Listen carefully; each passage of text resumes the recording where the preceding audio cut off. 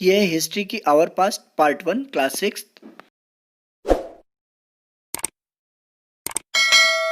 तो friends welcome to Rudra classes. तो ये जो इस हिस्ट्री की सीरीज चल रही थी एनसीईआरटी की, ये क्लास 6 की एनसीईआरटी का चैप्टर 3 है और इस चैप्टर का नाम है from gathering to growing food. तो फ्रेंड इस हेडिंग से ही क्लियर है कि गैदरिंग से लेके और फूड को ग्रो करने तक जो पीरियड रहा है, जो टाइम पीरियड रहा है, उसमें क्या क्या चीज़ें रही उसको हम अच्छे से समझेंगे। देखिए फ्रेंड्स, इसमें एक छोटी सी कहानी टाइप में दिया हुआ जो न्यूनोज हैं, वो अपने लंच में अपना फेवरेट फूड खाती हैं, बॉयल्ड राइस खाती हैं, स्क्वैश, पम्पकिन, बीन्स, मीट, ये सारी चीज़ें खाती हैं। और इन्होंने ये भी बताया कि इसके घर के पीछे इनकी जो ग्रैंड मदर हैं, उन्होंने एक सब्जी भी बोई है, ग्रोइंग का काम भी की है। बट इसने एक चीज़ ये इसको ध्यान दिया, इसने क्या ध्यान दिया, जब ये मध्य प्रदेश गई तो मध्य प्रदेश में इसका जो खाना था वो थोड़ा डिफरेंट था और जिस जगह पे थी उस जगह का खाना थोड़ा डिफरेंट था। इस तो ये भी सोची कि ऐसा क्यों, कुछ जगहों पे हॉट एंड स्पाइसी था और कुछ जगहों पे बिल्कुल स्पाइसी नहीं खाते हैं, तो ऐसी सारी चीज़ें थी। तो न्यूनोज ये चीज़ सोच रही है। अब इसी से रिलेटेड भी पूरे चैप्टर ने आपको कुछ चीज़ें समझाई हैं, इसको ध्यान से देखिएगा।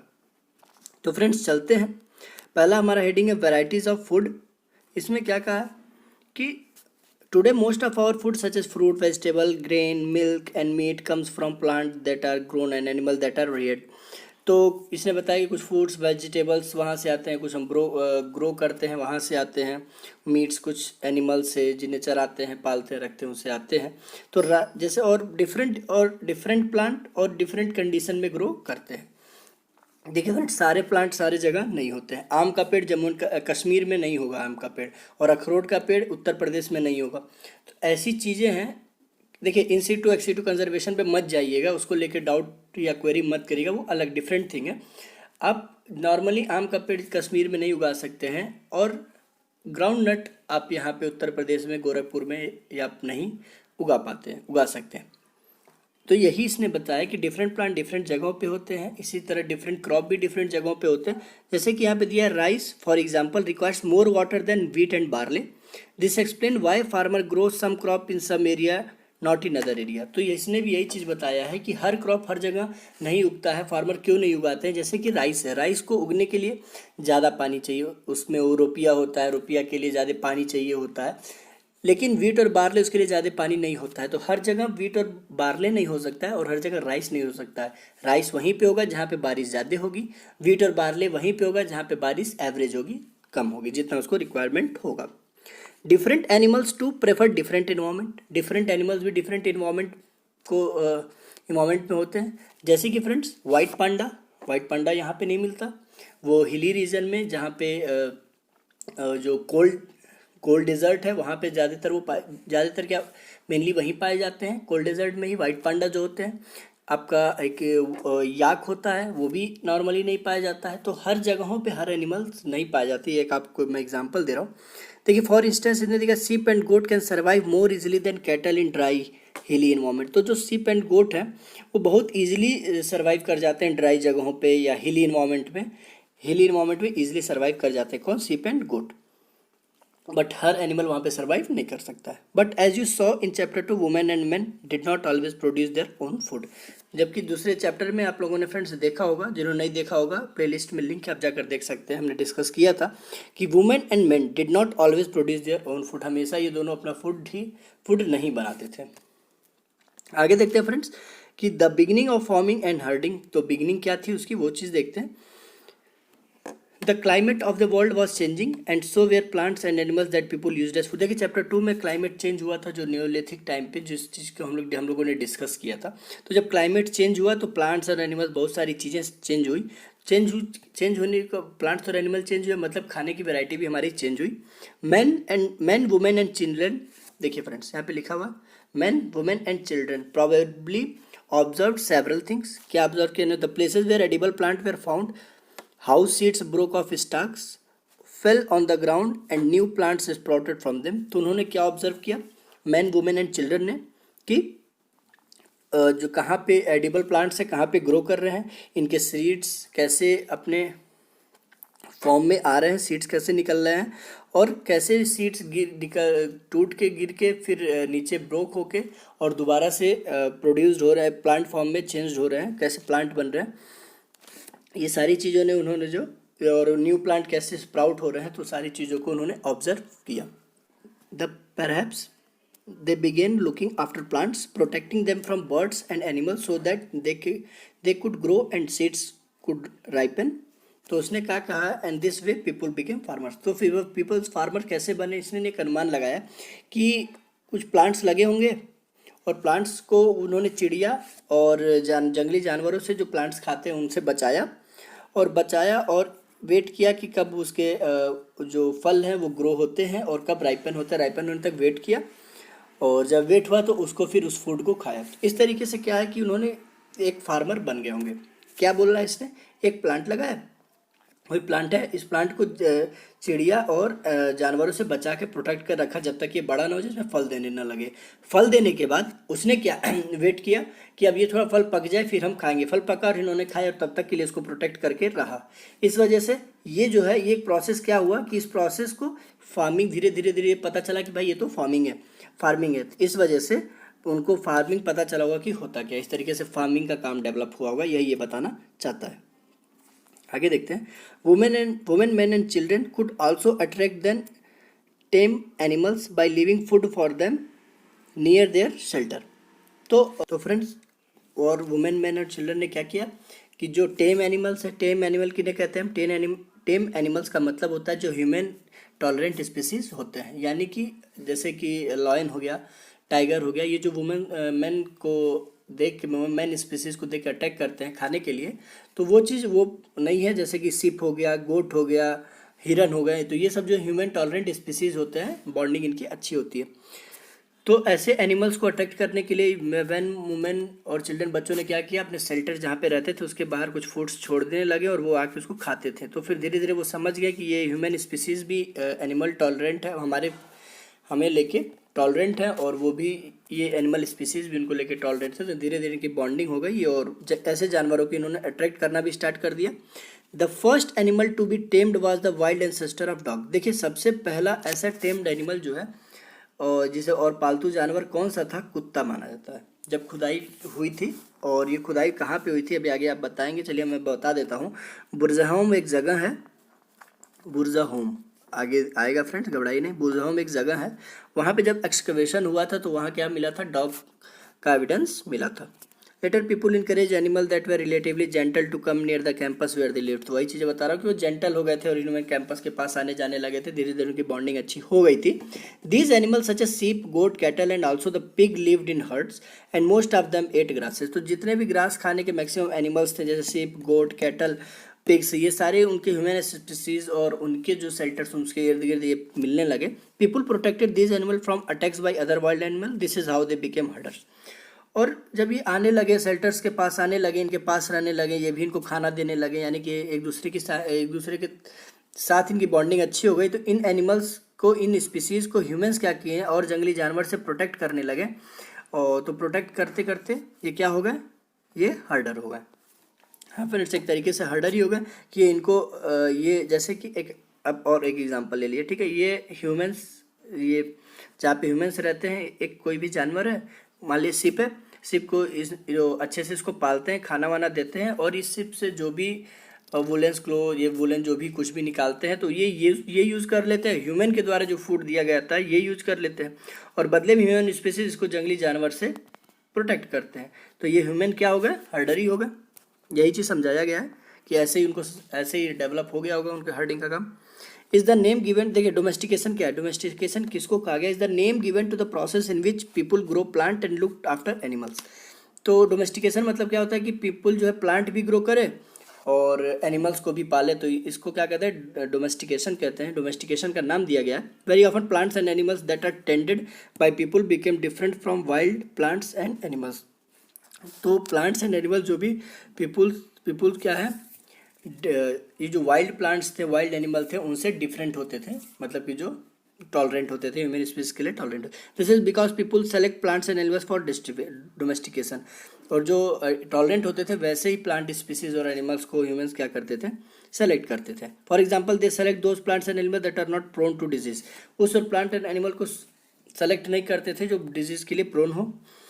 दे also select plants that yield large size grain, और उसी प्लांट को भी सेलेक्ट करते थे जिसका ग्रेन लार्ज साइज का हो। And have strong stocks capable of bearing the weight of the ripe grain, और स्ट्रॉन्ग भी हो, वो पेड़ स्ट्रॉन्ग भी हो, और जब फल लगे और फल जब पक जाए, बड़ा हो जाए, तो उसके लोड को भी झेल पाए, ये ना कि फल बड़ा हो गया तो टूट के गिर जाए। ऐसे टॉलरेंट, ऐसे अच्छे प्लांट्स को भी वो प्लांट्स को ही अपने डोमेस्टिकेशन के लिए यूज करते थे। Seeds from selected plants are preserved and sown to ensure that new plants will have the same quality. और जो उसका उस प्लांट्स का सीड होता था उसको प्रिजर्व करके रखते थे और फिर उसको लगाते थे, नया प्लांट होता था, क्योंकि वो मानते थे कि इसका जो सीड्स है वो भी इसी प्लांट्स की तरह ही स्ट्रॉन्ग होगा। Amongst animal those that are relatively gentle are selected for breeding. और जो भी एनिमल्स थे, आपको बताया कि ह्यूमन टॉलरेंट स्पीसीज थे, जेंटल जो जानवर होते थे, उनको ब्रीडिंग के लिए भी ह्यूमन क्या करते थे, उसको सेलेक्ट करके रखते थे। Domesticated animals and plants became different from wild animals and plant. बता चुका। For example the teeth and horns of wild animal are usually much larger than those of domesticated animal. देखिए, जो वाइल्ड एनिमल होते थे उनके जो teeth होते थे और उनके जो हॉर्न होते थे, उनको वो नॉर्मल जो डोमेस्टिकेशन के लिए जो एनिमल यूज किए जाते थे उसके रिस्पेक्ट में उनके टीथ और हॉर्न जो है काफ़ी बड़े होते थे, देखने में ही वाइल्ड लगते थे। ठीक है, देखिए जंगली हाथी और नॉर्मल हाथी भी आप देखेंगे तो बहुत अंतर होगा। Domestication was a gradual process to place in many part of the world. Domestication का ग्रेजुअल प्रोसेस है, धीरे धीरे होने वाली चीज़ें हैं। It began about 12,000 years ago. तो 12,000 पहले से ये डोमेस्टिकेशन स्टार्ट हुआ था। Virtually all the plant and animal produce that we use as food today is a result of domestication. तो जो भी प्लांट और एनिमल प्रोड्यूस आज हम यूज़ कर रहे हैं अपने खाने के लिए, अपने सर्वाइवल के लिए, वो सारे क्या हैं, डोमेस्टिकेशन के पार्ट है। Some of the earliest plants to be domesticated were wheat and barley. देखिए, सबसे पहला डोमेस्टिकेशन के लिए जो प्लांट यूज़ किया गया था, कौन सा यूज़ किया गया था friends? Please mug up this statement, please mug up this statement, very important, बहुत सारे एग्जाम में पूछा जा चुका है। व्हीट एंड बार्ले सबसे पहले प्रोड्यूस किया गया था।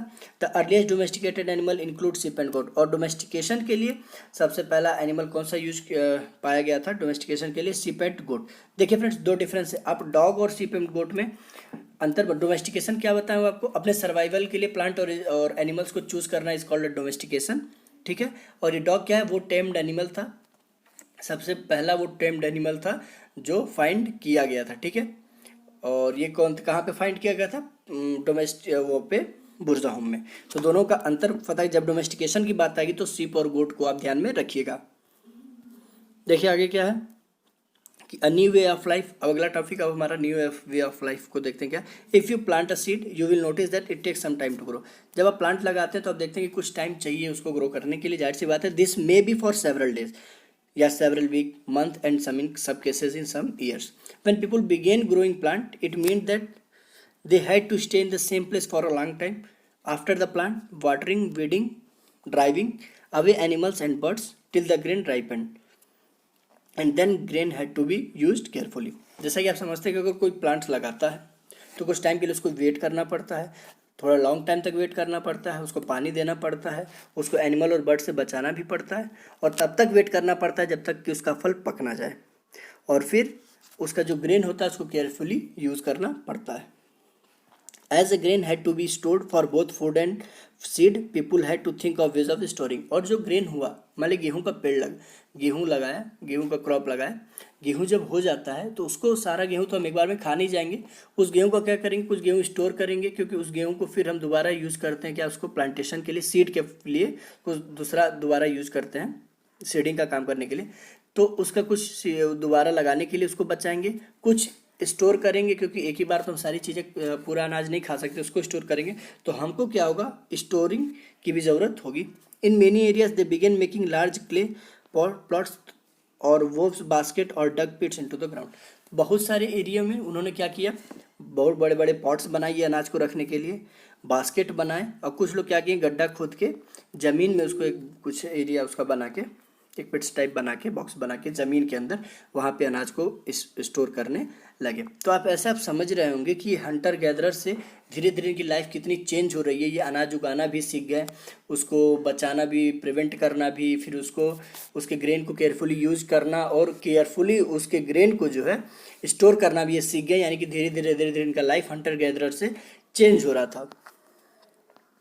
अब देखिए इसमें क्वेश्चन क्या बोला, do you think hunter gatherer would have made and used pots, give reason for your answer. तो इसने क्वेश्चन ये पूछा है कि क्या आपको लगता है कि हंटर गैदरर जो है पॉट्स बनाए होंगे और उसका यूज भी किए होंगे। तो देखिए आगे चल के देखते हैं, फिलहाल तो आप इसका आंसर सोचिएगा।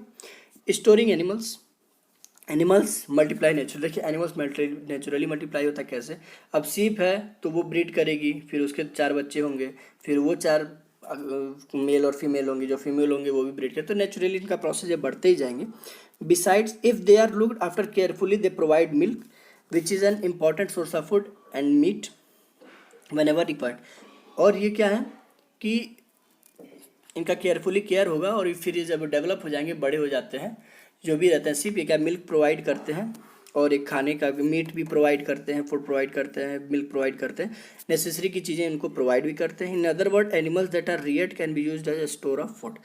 तो animal that are reared can be used as a store of food. तो आगे देखते हैं friends.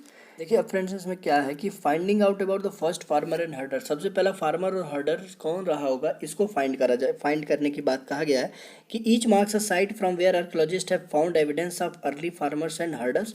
These are found all over the subcontinent. Some of the most important ones are in the north west, in present day Kashmir, in east and south India. तो बहुत सारे evidence जो है, maximum सारे एविडेंस सारे सब कॉन्टिनेंट पे maximum पाए गए थे, पूरे सब कॉन्टिनेंट पे मैक्सिमम पाए गए थे।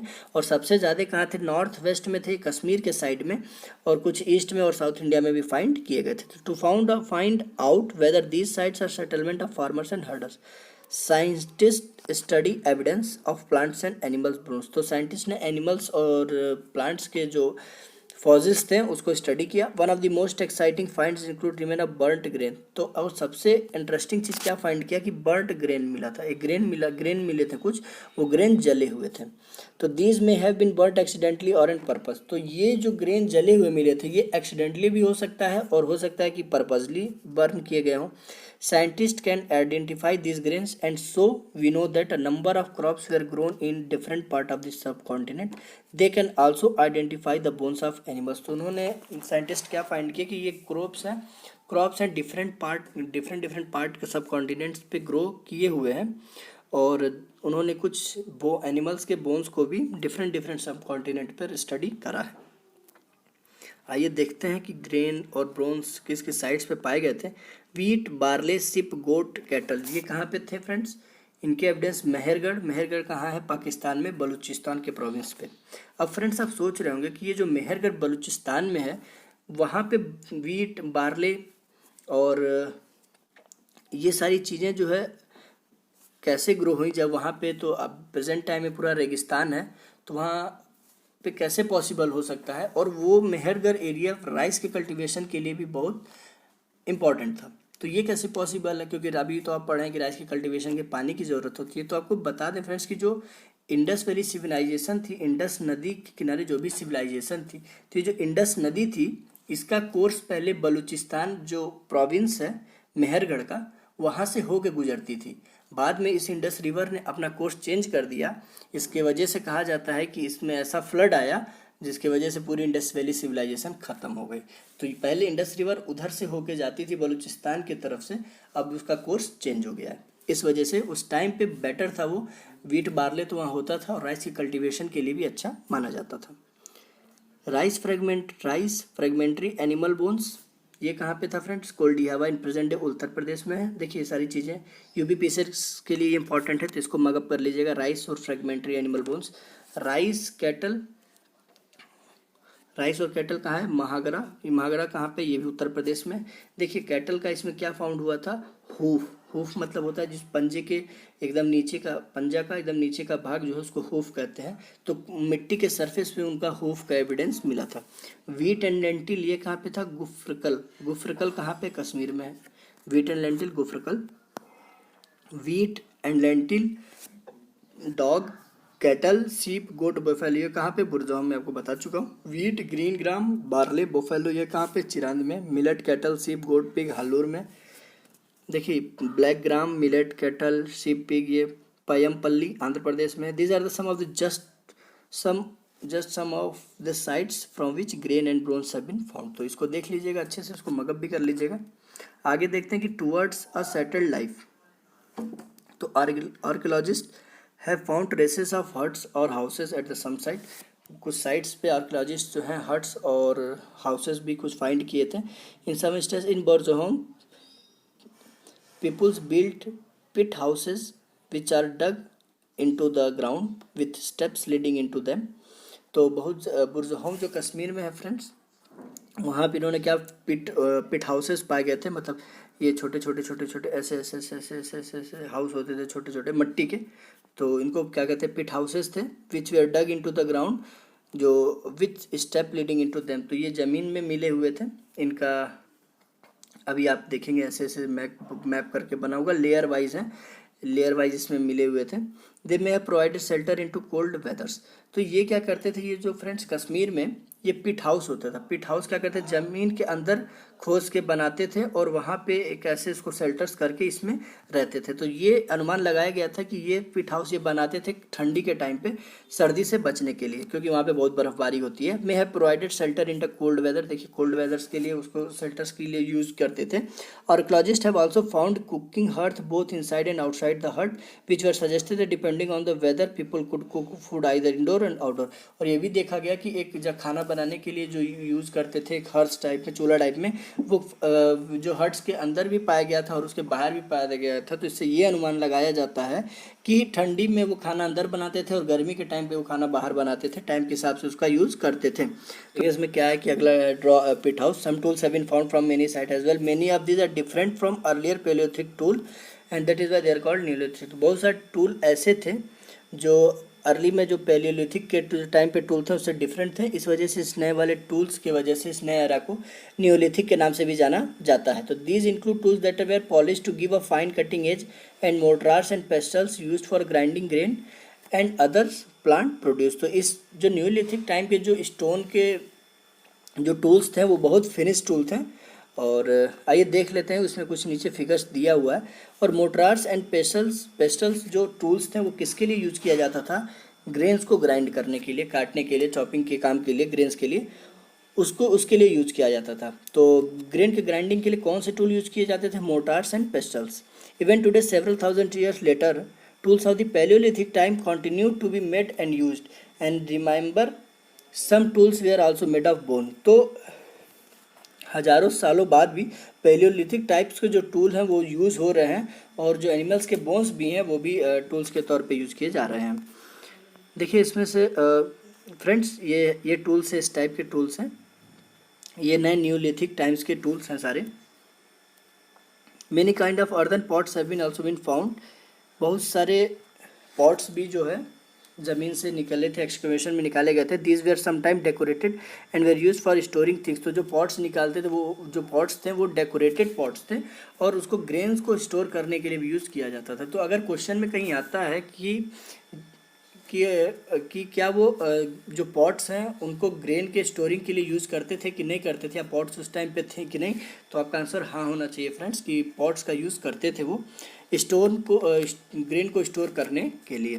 People begin using pots for cooking food specially grain like rice, wheat and lentil that now became an important part of the diet. और वो क्या करते थे? उस पॉट को, ग्रेन को कुक करने के लिए भी यूज़ करते थे, जैसे कि राइट हो गया, व्हीट हो गया, लेंटिल्स हो गया, और ये उनके जो डाइट का है इंपॉर्टेंट पार्ट भी हो चुका था। तो they began weaving cloth using different kind of material, for example cotton that could now be grown. और वो जो है वीविंग का भी काम जानते थे कि वीविंग का भी काम स्टार्ट कर दिए थे और डिफरेंट मटेरियल्स भी यूज़ करते थे जैसे कि कॉटन, और कॉटन को ग्रो करना भी वो सीख गए थे। आगे देखते हैं। एक इम्पॉर्टेंट फैक्ट्स आपको और बता देता हूँ कि कॉटन वहाँ पे पाया गया था, कॉटन वो यूज़ करते थे। इसका एविडेंस कैसे मिला? तो जब हम हड़प्पा सिविलाइजेशन पढ़ेंगे तो वहाँ पे एक ऐसा बाथिंग टब टाइप में बना बना था, ऐसे सीढ़ीदार करके ऐसे बाथिंग टब। यहाँ पे ऐसा अनुमान लगाया जाता था कि बहुत सारी जो कम्युनिटी की वुमेंस होती थी वहाँ पे स्नान करती थी। तो इसको डिस्क्रिप्टिव वे में फिर हम पढ़ेंगे, आपको बस बता रहे हैं कि कॉटन का एविडेंस कैसे मिला था। तो यह इस बाथ टब का जो पानी ड्रेन होता था वो वहाँ पे एक ड्रेन की जगह थी, छोटा सा ऐसा नाली टाइप बना हुआ था जहाँ से पानी इस टब का ड्रेन होता था। तो इस ड्रेन की जगह पे एक कपड़े से इसको बंद किया गया था। वो जो कपड़ा था वो कॉटन का कपड़ा था। तो जिससे हमें एविडेंस मिला कि उस टाइम पे हड़प्पन सिविलाइजेशन के टाइम पे कॉटन था, वो कॉटन यूज़ करते थे। तो हड़प्पन के टाइम पे भी वो मिल गया, तो और उसके पहले भी जो है तो ये अनुमान लगा कि भाई कॉटन थे। तो ये सारी चीज़ें। What about other customs and practice, और उनके कस्टम्स और प्रैक्टिस की क्या बातें कुछ कर लेते हैं कि many of them these farmers and herders live in a group called tribe. देखिए ट्राइब किसे कहते हैं कि बहुत सारे फार्मर्स और हर्डर्स एक ग्रुप में रहे, उनको क्या कहते हैं, फार्मर्स और हर्डर्स के ग्रुप को ट्राइब्स कहते हैं। Scholars find that they follow certain customs and practices that have existed earlier as well. तो और सर्टन कस्टम्स और प्रैक्टिसेस को ये उस टाइम पे फॉलो करते थे, वो उस समय एग्जिस्ट करती थी। कस्टम्स और ट्रेडिशंस जो उस टाइम पे मतलब एग्जिस्ट करती थी उसको फॉलो करते थे। तो ट्राइब्स क्या है कि tribes usually 2 to 3 generation live together in the small settlement और village. Most families are related to one another and group of such families form a tribe. तो इसमें क्या कह रहा है कि 2 से 3 जनरेशन तक भी वो एकदम साम रहते थे, मतलब कि ये पति पत्नी एक कपल्स हैं, इनके बच्चे हैं, फिर इनके बच्चे हैं, फिर इनके बच्चे, ये सारे एक साथ रह रहे हैं। फर्स्ट सेकंड थर्ड 2-3 जनरेशन तक ये साथ ही रहते थे। और तो इन सारे फैमिलीज़ के जो ये सारे ग्रुप्स थे और इन ग्रुप्स के समूहों को जो है ट्राइब कहते थे। Members for of a tribe occupation such as, और ट्राइब जो मेंबर्स थे उसके ऑक्यूपेशंस क्या कहते हैं, हंटिंग थी, गैदरिंग थी, farming, herding, fishing. Usually women do most of agriculture work. Mostly जो है फ्रेंड्स वुमेन जो एग्रीकल्चर का काम करती थी। इन और क्या करती थी कि जो है एग्रीकल्चर के साथ साथ लैंड को रेडी करती थी, जैसे कि इसको खेत को जोतना, पानी देना, सींचना, इसका काम करती थी। फिर सीडिंग का काम करती थी। तो लगभग ये सारे काम जो है वुमेन्स करती थी और हार्वेस्ट करने का भी काम करते थे। और चिल्ड्रन क्या करते थे, जानवरों को चराने का काम करते थे, चिड़ियों को खोजते थे, चिड़िया मारते थे, उनको खाने के लिए यूज़ करते थे चिड़िया भी। और women also thresh husk and grind grain. तो चावल की रोपैया करना, उसके हस्क को निकालना, ग्राइंड करना, मतलब एग्रीकल्चर रिलेटेड सारा काम वुमेन्स करती थी। मैन यूजुअली क्या करते थे कि जो बड़े एनिमल्स हैं, लार्ज एनिमल्स हैं, उनको चराने का काम, उनके हंटिंग का काम करते थे। Children often took after small flocks. The cleaning of animal and milking is done by the both man and women. तो एनिमल्स को साफ करना, उससे मिल्क निकालना, ये मैन एंड वुमेन दोनों का काम था। Both women and man make pots, basket, tool and huts. और हट्स, बास्केट और टूल्स, पॉट्स मैन और वुमेन मिलकर बनाते थे। They also take part in, और किस में पार्ट करते थे, सिंगिंग, डांसिंग एंड डेकोरेटिंग में भी ये दोनों पार्टिसिपेट करते थे।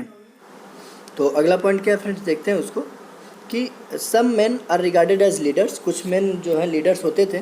They may be old and experienced और यंग, ब्रेव, वॉरियर और प्रिस्ट। वो ओल्ड होते थे, जो भी लीडर होते थे, या ओल्ड होते थे, एक्सपीरियंस्ड होते थे, यंग होते थे, यंग भी हो सकते थे, ब्रेव वॉरियर भी होते थे, और प्रिस्ट्स जो होते थे वो सब भी लीडर होते थे। Old women are respected for their wisdom and experience. जो ओल्ड वुमेन्स थी वो अपने एक्सपीरियंस के लिए उनका रिस्पेक्ट किया जाता था। Tribes have rich and unique cultural tradition including their own language, music, stories and painting. They also have their own gods and goddess.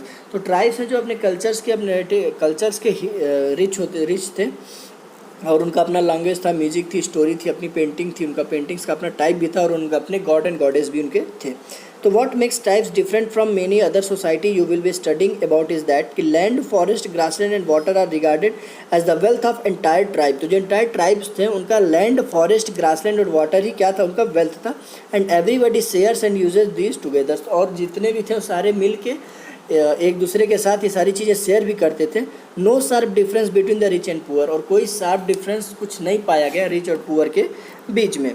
तो ये था इतना फ्रेंड्स। आगे देखते हैं कि कुछ मेहरगढ़ के बारे में देख लेते थे कि मेहरगढ़ का टाइप पे आ गया है। Living and dying in Mehrgarh में क्या था कि located in a fertile plain. Mehrgarh Baluchistan province में पड़ता है। ये फर्टाइल प्लेन था। क्यों फर्टाइल प्लेन था इसका बैकग्राउंड मैं आपको बता चुका हूँ फ्रेंड्स। देखिए ऐसे छोटे छोटे फैक्ट्स जो हम लोग बताते हैं वो आपको जल्दी कहीं नहीं मिलेंगे, इस डीप रिसर्च और एनालिसिस करने के बाद हम लोग सारी फैक्ट्स जुटा पाए हैं। तो फ्रेंड्स आप प्लीज़ हम लोग का क्लास अच्छे से फॉलो करिए और पढ़िए, आपको बहुत फ़ायदा मिलेगा। तो मेहरगढ़ क्या है, located in a fertile plane near the बोलन पास। वहाँ पे एक बोलन पास है, बोलन पास इसको भी ऐसे भी याद कर लीजिए कि कहाँ पे, बलूचिस्तान में, which is one of the most important route in the Iran. तो ईरान से ट्रैवल करने के लिए वो बहुत इंपॉर्टेंट रूट हुआ करता था।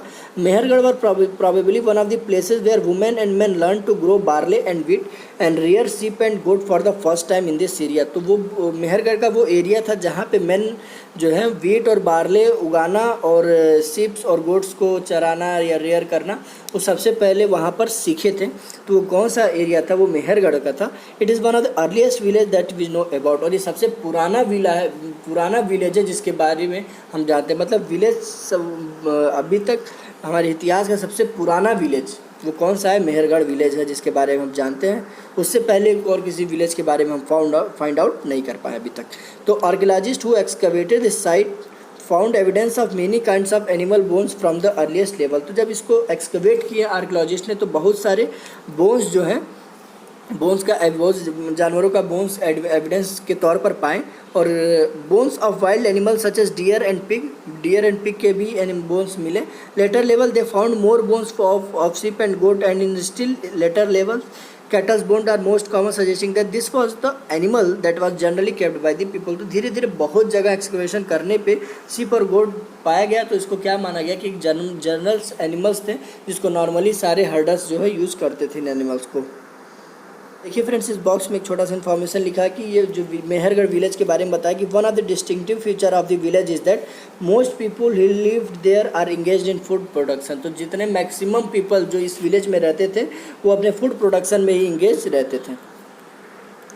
अगला क्या कि earlier and later level, when archaeologists are digging at an excavation site how do they know which level is earlier and which is later. जब एक्सकवेशन करने लगे तो कैसे पता चला आर्कियोलॉजिस्ट को कि कौन सा लेवल सबसे पुराना है, कौन सा लेवल सबसे नया है।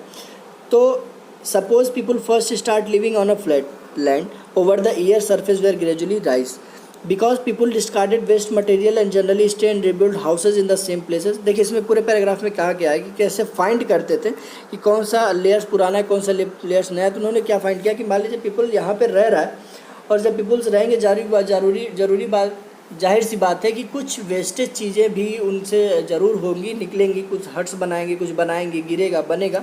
तो एक लेयर के तौर पर ये तैयार हो जाएगा और ये लेयर के ऊपर फिर कोई नया आदमी आ रहा है, रह रहा है, तो उसके भी अपने वेस्टेज होंगे, अपनी चीज़ें होंगी और वो जो चीज़ें ख़त्म होंगी तो वो भी एक लेयर के फॉर्म में आएगा, फिर ऊपर आएगा। तो इससे क्या फाइंड किया गया कि जो नीचे का है वो सबसे ओल्डर है और ये जो ऊपर का है वो लेटर पीरियड का है। तो यही चीज़ें अपर लेयर और लोअर लेयर के अपर लेयर और लेटर टाइम के बारे में ये चीज़ बताया गया है।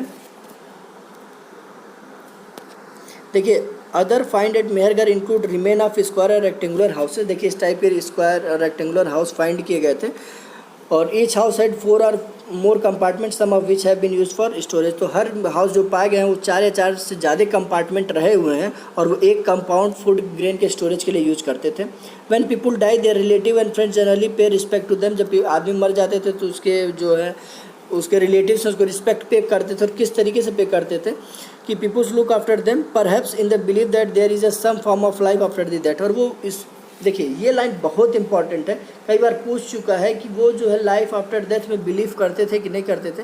तो ये लाइफ आफ्टर डेथ में उस टाइम के लोग बिलीव करते थे। Burial is one such arrangement, several burial sites have been found and Mehrgarh, बहुत सारे बरियल साइट मेहरगढ़ में फाउंड किए गए थे। और एक जगह पे क्या पाया गया था कि the dead person was buried with goat which were probably mean to serve as food in the next world. एक जगह बरियल पाया गया था, देखिए इसको फिगर के साथ हम लोग समझेंगे। इस बरियल में ये ह्यूमन का स्केलेटन है और ये दोनों शिप का गोट का स्केलेटन है फ्रेंड्स। और इससे हम क्या पाएँ कि जब लोग लाइफ आफ्टर डेथ के बाद इस चीज़ों में बिलीव करते थे क्योंकि ये इसके साथ इस इंसान के साथ इन दोनों गोट को बरी कर दिया गया ताकि ये फिर अपने आगे के लाइफ में जो लाइफ आफ्टर डेथ है उसके बाद क्या खाएगा, कैसे सर्वाइव करेगा इस चीज़ के लिए। तो इस पिक्चर को देख के, इस एविडेंस को देख के ये बिलीव किया गया कि लाइफ आफ्टर डेथ के बारे में बिलीव करते थे।